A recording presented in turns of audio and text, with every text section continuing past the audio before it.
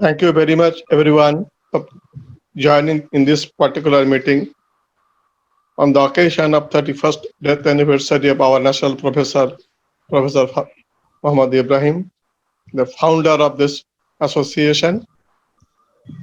Now, in this morning session, Dr. Professor Muhammad Farooq Pathan is going to speak about the new concept in the diabetes management. As you know, it is almost 100 years since the discovery of insulin. The treatment of diabetes became a little bit modernized. Otherwise, diabetes was almost like a death sentence. Dr.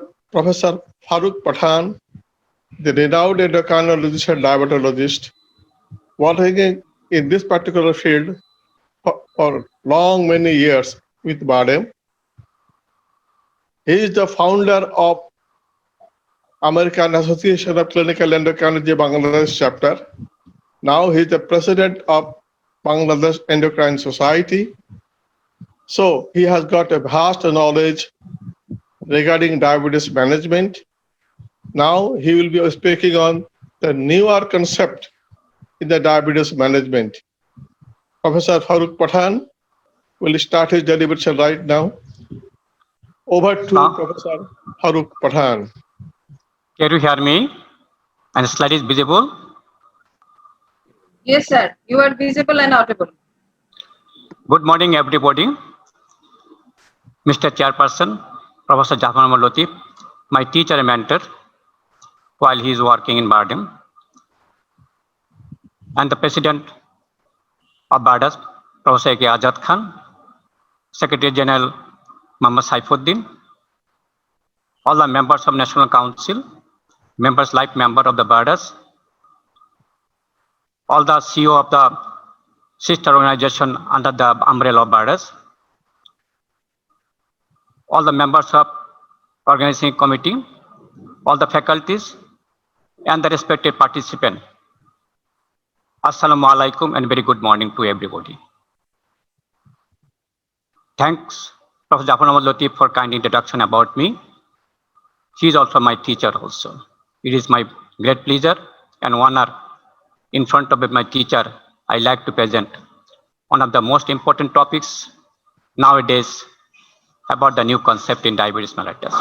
As you heard, Professor Jafar Ahmad Latif, we are observing 100 years of the discovery of insulin. Before the discovery of insulin in 1921, really, diabetic patients leads to death. Now, after discovery of insulin, at least we overcome the situation to save our life, avoiding the death. When we save our life, avoiding death, we try to live. While living in the world with a diabetic patient, they face different type of complication, both macrovascular and macrovascular complication. So again, thinking is that why the diabetic patient, even that given treatment, going to develop macrovascular complication and reducing the life expectancy. The thing came that we need a good glycemic control. When we tried to good glycemic control, it was found that mere control of sugar is not enough. A diabetic patient has other comorbid condition associated. So you have to address that one. That is the another concept coming out. While reducing the macrovascular complication and the management of diabetes, lots of drug on the basis of the neophysiological concept developed. Lots of drug came in the market. Again, it's not possible still now the reduce the macrovascular complication.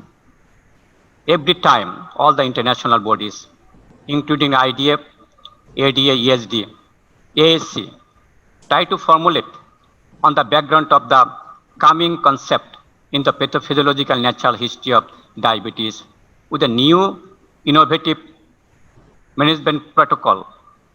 Again, it is a dynamic process. Every time we get new information and every time we have to change our concept and management policy.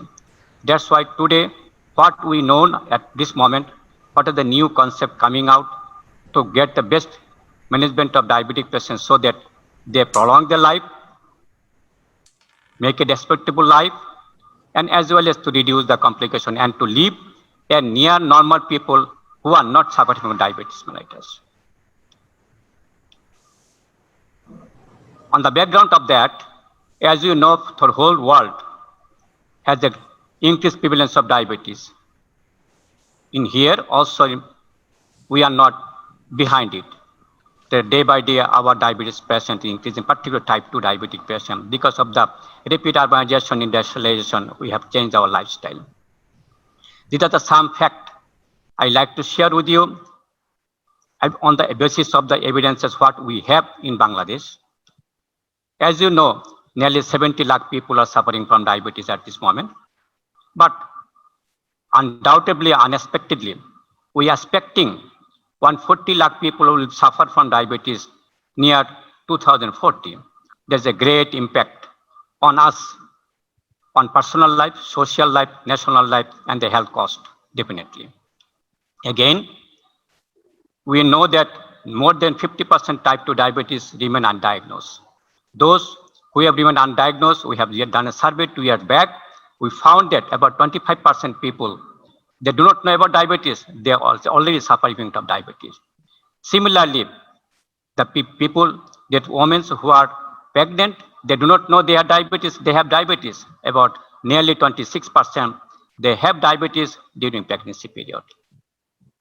And among the people who attend the first time in diagnosis, at the time of diagnosis in the clinic, we found that 70% remain undiagnosed. So, as they remain undiagnosed, untreated, about 30 to 40%, they have already have some complication, either macrovascular or microvascular complication. Among them, 90%, some are low. They have the microvascular complication in the term of retinopathy, in the term of nephropathy. Among the more than 10% they have CVD, macrovascular complication or stroke. As you understand, that at the beginning of type 2 diabetes, a lot of patients already developed macrovascular and microvascular complication. This is the most important point to remember, all the physicians who are dealing with a diabetic patient. On the other hand, you see the status of glycemic control in Bangladesh. We have also another survey by barometers, glycemic barometer survey. I found that HbA1c is still 9.8 in our country, which is beyond the expectation. What we know that it should be around 7%. And as well as the fasting blood sugar, PP blood sugar level also high. And we know our survey in the survey in Bangladesh, about 24-25% people suffering from diabetes can reach the goal of HbA1c less than 7%. So on this background, what is the objective management nowadays to think? This is the thinking of Professor Ibrahim long ago. His motto and vision and missionary was that prolong life expectancy of the people. They should live a socially useful, respectable and productive life. And another objective of management to halt or slow the rate of complication. To do that, how we can implement this target and objective to reach glycemic control and other metabolic target as quickly as possible and to maintain throughout our life by empowering natural course of the disease. That means we have to add the beta cell preservation. That we can do. If you see the characteristic of people suffering from diabetes in this region, also in Bangladesh, South Asian characteristic, they develop diabetes at early onset than the other people. They have longer duration of diabetes at the time of diagnosis as they have a symptomatic long time. And they develop diabetes comparatively low BMI and very high central obesity, which indicate the insulin resistance and contributing the hyperglycemia diabetes in this people. And the high rate of complication at the time of diagnosis, already I have shown the survey report here, and high post-meal blood sugar level, HbA1c high carb consumption. If you compare the Western people, they have 3 or 4-fold higher coronary artery disease and increased mortality because of the coronary artery disease. They have asymptomatic subclinical coronary artery disease, as we found in South Asian people than the Caucasian people, and also higher prevalence of the CKD almost. Major area focus on the basis of ADA guideline 2020. They have changed a lot in the concept and management of diabetes. The main area is that they have to address the cardiovascular disease risk reduction, how to do that. They have make a formulation of that on that point, and lots of pharmacological treatment are there. Whose pharmacological treatment is best for what patient? This is also another issue in the area focused by the ADA. And the glycemic target has been changed a lot in the concept, how we can maintain the good glycemic control, what is the measurement, what is the metrics to assess the glycemic target so that we can reach that and so that we can reduce the complication. And last of all, most important point, that diabetic care of each patient should be personalization and individualization. Not that with one code you can fit all. And that there's some changes in the classification ADA 2020. Most important emphasis given on the secondary type of diabetes, particularly 65 related diabetes and post-transplant diabetes, because lots of patients are undergoing on transplantation, particularly renal transplantation is there. So there is some changes in monogenic diabetes, particularly MODY. We have lots of MODY people nowadays. It is not before was found. Because of the advancement of genetic study, we can understand there are lots of people, particularly young diabetic people, have the MODY. And another issue is that GDM. We know the GDM started at 22, 24 weeks of pregnancy, but little is known. Little is given emphasis on the overt diabetes. That means gestational diabetes, the first antenatal checkup within the first trimester period. And there's lots of type 1 patients what we do not know, because they have LADA, slowly onset, growing slowly, like behaving like the type 2 diabetes, but they are type 1. Another issue that type 2, we are dealing with type 2 patient, but very rapidly they are going to replace insulin because of the rapid deterioration of the beta cell function. Really, they are type 2 or they type 1. So lots of emphasis is given on the classification on this issue.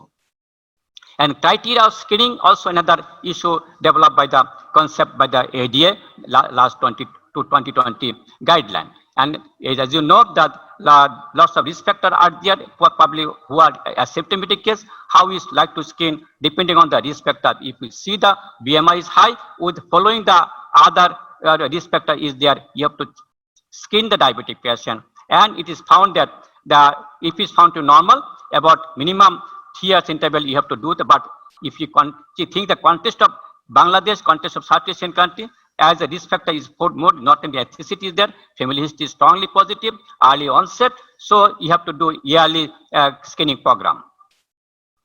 Similarly, type 2 diabetic patient, pre-diabetic patient, asymptomatic in children, adolescents, they have also the similar way, they have overweight or obese according to percentile, have the following the risk factor like maternal history of diabetes and GDM, family history, like if you have to also after the onset of puberty, or after the 10 years of age, whichever occur earlier, you have to do. If it's found to normal, you have to screen again 3 years interval, but you have to found that they have the strong family history, strong risk factor, other risk factor is there. Before 10 years age, you may screen the diabetic, whether they are suffering from diabetes. Another issue has been changed in the concept, because we know that there are lots of method screening process of detection of GDM, like 2-stage is glucose challenge test, then followed by oral glucose tolerance test, 3 sample or 4 sample. Nowadays, most of the international guidelines, they have formulated that the only one step strategy by giving 75 gram glucose level with 3 sample blood test, fasting and post 1 hour, 2 hours, can guide us to detect the GDM also. And if we have risk, how we quantify? I may develop diabetes. These are some of the risk factors. How old are you? You are man or woman? Or if you are a woman, you have diagnosed GDM before, or you have mother, father, family history is positive, or you have high blood pressure, or physically inactive, or on the basis of weight. These are the 7 criteria. You can score it. If the score is more than 5 or more, you can suspect you have the risk of type 2 diabetic patient. So you can do very easily by website. This quantitative calculator is there. You can quantify your risk, whether you are, if you develop diabetes in future or not. There is lots of changes in the evolution of the glycemic target. What I already said, if the patient is stable, at least 2 times a year you should do it. If the therapy you are changing or not meeting the goal, you have to do quarterly HbA1c. The point of care is that you have to keep the blood sugar around 7 to 10 millimole for timely treatment changes. As whom monitoring blood glucose level should be in phases on the patient. And last of all, most important point nowadays is concept is there. You have to do CGM, continuous glucose monitoring system, which is more found to be more effective and safely. And new metrics come, the target of blood sugar should be time in range rather than HbA1c, rather than home monitored blood sugar point time of blood sugar monitoring. Is not enough to quantify to assess the patient whether they are really in the within good glycemic control, so that they can prevent the complication. So time in range is also important. I will show you later on. And the blood sugar target, though it is 7 and the post meal blood sugar around 10 and HbA1c around 10, if the patient is symptomatic and the younger patient and without any complication, you can keep it. But mind it, also there is rules, there are recommendations that it's also the target of blood sugar should be individualized. And so if you see the single blood sugar test in your home monitoring blood sugar level, you can see you have get the blood sugar within the range. This is the single point blood sugar by fingertip, but it does not give any good idea about the 24 hours blood sugar excursion, blood sugar profile. So if you do the CGM, you can understand some point of the patient suffering from diabetes have maybe low blood sugar level below the target. Some patients have maybe high blood sugar below target, but single point blood sugar cannot identify this part of the glycemic status of the patient. This is also important for the management of diabetes. So CGM does not, HbA1c does not track the glycemic excursion as we found here. 60% glucose low, maybe not rebuilt by the simple fingertip blood sugar alone, and CGM identify 4 times more serious glucose excursion than HbA1c, because you know them, higher the glucose excursion, higher the most of the complication will be there. Higher, if this is the most important point. There the blood sugar level, HbA1c is near the 7 in the 3 patient, but time in range blood sugar level is not the same in the patient. We have to keep the blood sugar time in range within the 7 to 100 throughout the day 24 hours. That you can achieve the 7%. But some patients have the HbA1c 7%, but that time in range is not same. So time in range is one of the important issue in the to assess the glycemic status of the patient. And you have to quantify like this. You have time in range, this should be here, and level 1 hyperglycemia and level 2 hyperglycemia, how many hours patient have the level 1 hyperglycemia, level 2 hyperglycemia, how many hours patient have level 1 hypoglycemia, level 2 hypoglycemia. The reading of the glycemic status should be like this. How many hours patient within the target, how many hours patient above the target. So this is the way to quantify the glycemic status. And for this reason, this target on the basis of time in range is individualized. Type 1, type 2 patient should be more than 70% of the hour or 24 hours should be kept about 4 to 10 millimole blood sugar level. Older high risk people, type 1 or type 2, they keep the target level 50% of the time of the 24 hours. Similarly, pregnancy also have this, and type 2 diabetes with pregnancy, they have another time in range, and also the value also changes here. So this is the way to quantify the target of blood sugar level, to assess the target of blood sugar level to reduce the outcome of the patient. So this is the way of the report you can give, and this is the most modern concept that the reporting of the glycemic status of each individual patient should be like this. And management of patient is a centered point, patient centered point, that is providing care that is respectable and responsible for the individual patient preference, need and value. That is patient-centered approach rather than physician-centered approach, depending on the clinical decision should be made by the sharing with the patient also.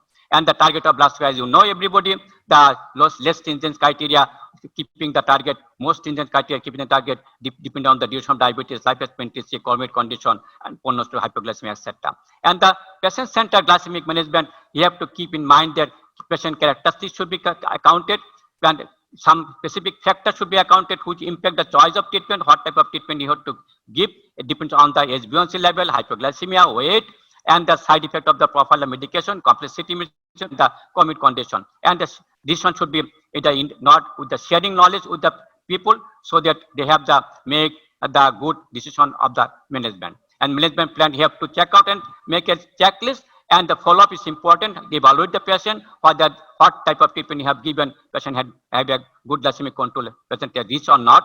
And the monitoring is important. And the review and agree the management and change the management. These are the flow chart of a diabetic patient of that. And at the time of diagnosis and during the follow-up, you make a checklist about the history of the patient, family history, lifestyle factor, then the technology used to quantify the glycemic status, and medication and vaccination of heart patient is the most important point.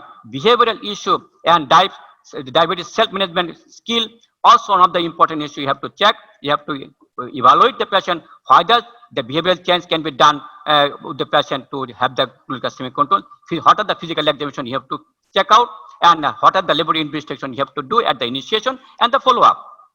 As you know, type 2 diabetes is a progressive disease because of the progressive deterioration of the beta cell function. So you have to think about that.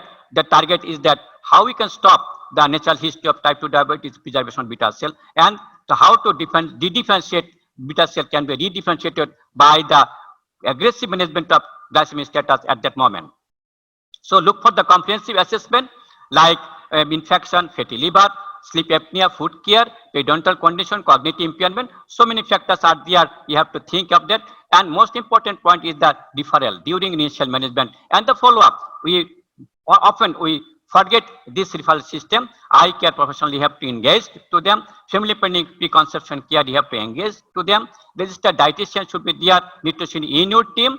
And the health education of self-management and support also all of the should be incorporated in the management system. And orthodontal examination is also very important. And last of all, mental health professionals should be needed to be adjust, to evaluate, and take the consultation to them so that we can get good adherence and compliance on the management of what we are giving to the patient. And assessment and plan treatment should be cardiovascular part, renal part, you have to hypoglycemic risk, setting the goal, and the therapy plan should be done lifestyle, drug therapy, particularly cardiovascular, addressing cardiovascular, renal acceptive and benefit, and glucose monitoring, what to do, and referral to education and the medical specialist. If this is the plan of the system. And you have to assess also the hypoglycemic risk, because when you like to start any medication, you have to assess whether this patient has hypoglycemic attack or not before, or patient have prone to develop hypoglycemia.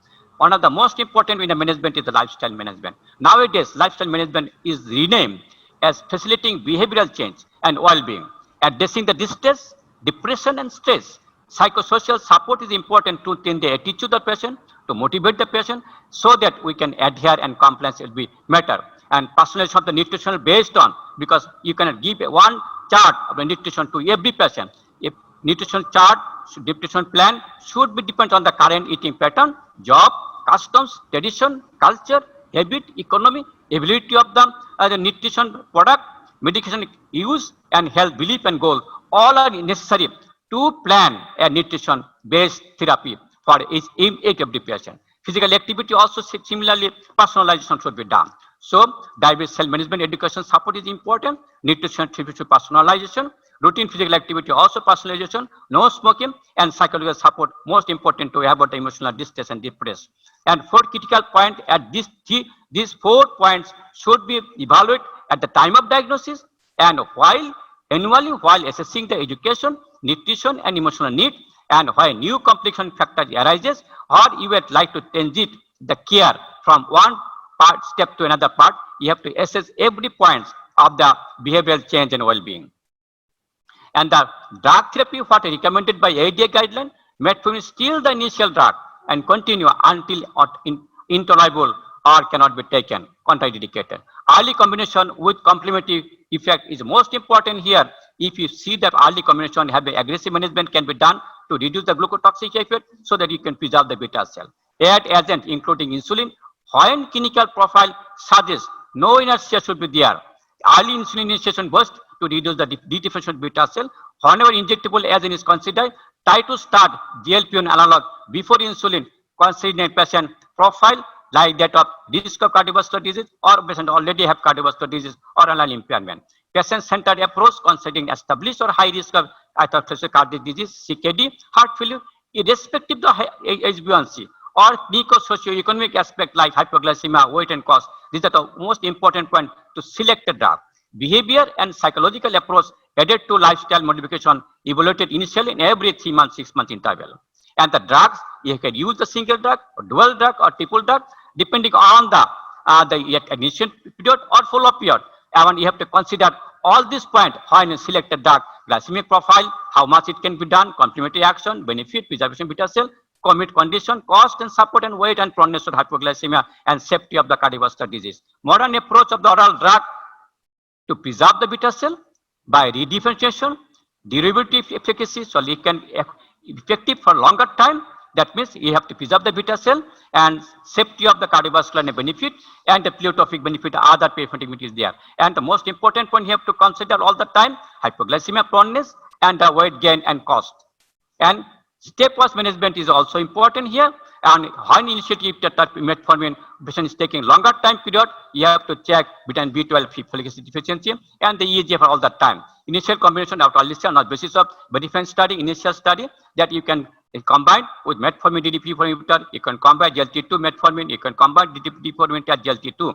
A symptomatic or clinically catabolic factor is there. A symptomatic but blood sugar very high, you should start insulin alone with other agent initially, and importance or should be given post-meal excursion, glycemic variability, because these two factors are important to addressing the cardiovascular disease and events.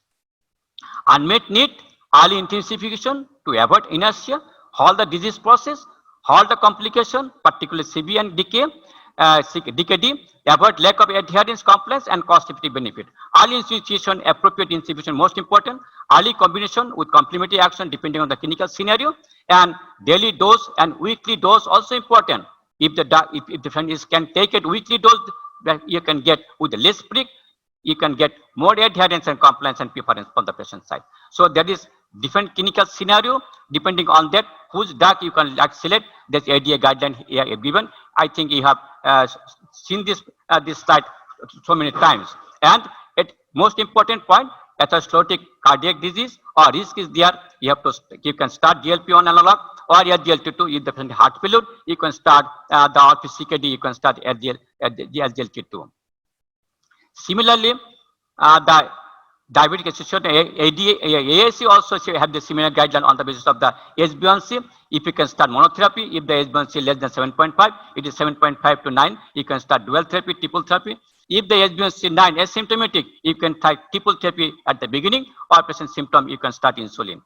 So on the basis of the clinical pathological features of every drug is efficacy, hypoglycemia, changing of weight, cardiovascular safety, cost, and the renal impairment.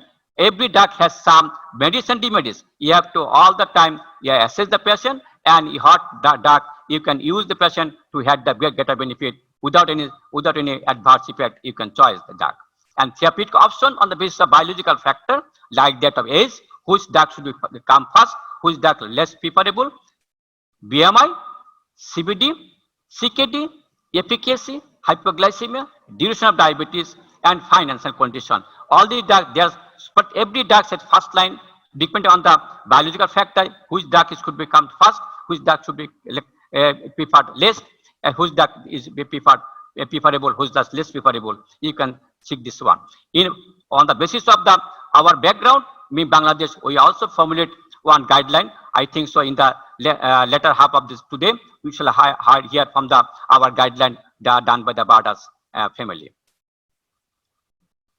It also important to address the hypertension. You have to also address the dyslipidemia to reduce the complications, particularly macrovascular complication. You have to also address obesity management here, and the diabetes means vasculopathy. That means more than 70% death because of the cardiovascular disease. So you have to see the characteristic is that asymptomatic cardiovascular effect about more than 2/3 of the patient with diabetes, 2/3 death attributed by CVD, and atherosclerotic cardiovascular manifest earlier, 15 years earlier here, and left ventricular dysfunction 2 times more common. Heart failure is also made common, CKD also common, and CKD also leads to increased cardiovascular mortality. On the basis of that, lots of studies are there which gives us an idea in the management of diabetes. Not only hyperglycemia is important, other risk factor you have to think of that. It is a multifactorial approach to reduce the modify the cardiovascular disease in type 2 diabetic patient. And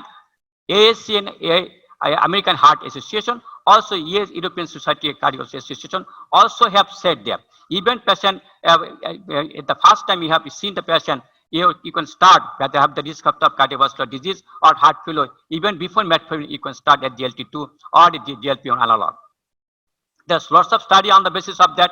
Paris outcome study, Canvas study. I don't like to go details. Also, GLP-1 analog, we have the also cardiovascular benefit study also there. And recently we have also the dulaglutide study, the REUNIT study. All study also found semaglutide study also said that not only cardiovascular safety, they have also cardiovascular benefit. You can start these drugs, GLP-1 analog and the GLT2 at the time of diagnosis. How if the patient has risk of atherosclerosis disease or already established atherosclerosis disease or renal failure. All the studies has found a benefit to them. The lots of study are there of different drugs about the cardiovascular safety and outcome. I don't like to give details. And about the most important point, insulin, there is no maximum dose beyond which therapeutic effect will occur. Beneficial effect on triglyceride also you can get from insulin therapy. And most of the important thing is the preservation of the regain of the beta cell function, improve quality of life also can be given. Some instruction while using insulin, try to avoid secretagogue while using insulin. No stable effect you can get there. And while initiating insulin, select fast basal and pH insulin to react to initiate with bolus or short-acting insulin.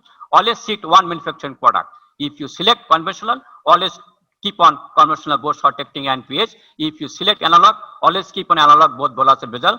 Don't mix conventional and analog together in the same regime. And about the OD in pregnancy, ADA guidelines have given that sulfonylurea is not recommended. Metformin is still high controversial due to lack of adequate data of safety about it. And also you have to address the chronic kidney disease and the selective complication of chronic kidney disease. You have to think about the blood pressure, about the volume load, electrolyte imbalance, metabolic acidosis, anemia, metabolic disease. These are all the points you have to do, and accordingly you have to do the investigation laboratory evaluation for the patient. If you summarize all my topics here, addressing cardiovascular safety is most important on the guideline and benefit. Rule of SGL2 and GLP-1 is most important one on this issue. Look for the hypertension, lipid and obesity, smoking to reduce the cardiovascular benefit and safety. Pharmacotherapy, oral semaglutide is now coming. It is not a non-inferior, but need to more data is there. GLP-1, liraglutide, you can use in less than 10 years of age of the children. Inhibition of the injectable anti-diabetic agent has been also incorporated here. Early combination is most important. Adherence was most important to be addressed. For that reason, fixed combination of oral medication can be done, and weekly dose any injectable form like dulaglutide, semaglutide also can be addressed here to improve the adherence and compliance of the patient. And alternate route also be searched for that, for avoiding the injectable one, which is one of the barrier for the initiation of management of diabetes. And glycemic target is important, what I already said. CGM adopted the clinical practice here. Standard single-page report CGM data for convenience. Accuracy in decision making is important. Time in range is important, which is an indicator of good glycemic control, can be used in the treatment decision. And personalization diabetic care technology, no size fit all. Older and type 2 should be addressed. Facilitating behavioral change and well-being is most important to have good glycemic control achievement. In spite of all drug, we cannot achieve that. Personalization of the nutritional therapy is more important to adherence on the lifestyle modification. And thank you everybody for patient hearing. I have to go very rapidly to cover all the slides and all the points in favor of the modern concept of diabetes. Thank you everybody for hearing my presentation.